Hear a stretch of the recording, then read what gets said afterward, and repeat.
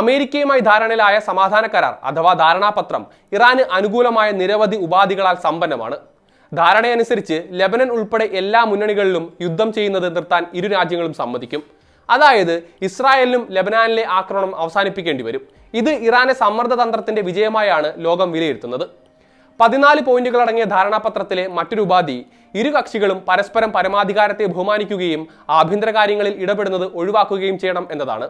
ഈ ധാരണാപത്രം ഒരു ഇടക്കാല ചട്ടക്കൂട് മാത്രമാണെങ്കിലും സമഗ്രവും അന്തിമവുമായ ഒരു സമാധാന കരാർ ചർച്ച ചെയ്യുന്നതിനായി പരസ്പര സമ്മതത്തോടെ നീട്ടാവുന്ന 60 ദിവസത്തെ സമയപരിധിയും ഇത് നിശ്ചയിക്കുന്നുണ്ട്. ഇറാനുമേലുള്ള നാവിക ഉപരോധവും മറ്റ് നാവിക നിയന്ത്രണങ്ങളും ക്രമേണ നീക്കം ചെയ്യുക എന്നതാണ് അമേരിക്കയുടെ ഭാഗത്തു നിന്ന് കരാർ വ്യവസ്ഥ ചെയ്യുന്ന ഏറ്റവും വലിയ ഇളവുകളിൽ ഒന്ന്. ധാരണാപത്രം ഒപ്പുവെച്ച ഉടൻ തന്നെ ഈ പ്രക്രിയ ആരംഭിക്കും. ഉപരോധം 30 ദിവസത്തിനുള്ളിൽ പൂർണ്ണമായും അവസാനിക്കുമെന്നാണ് പ്രതീക്ഷിക്കുന്നത്.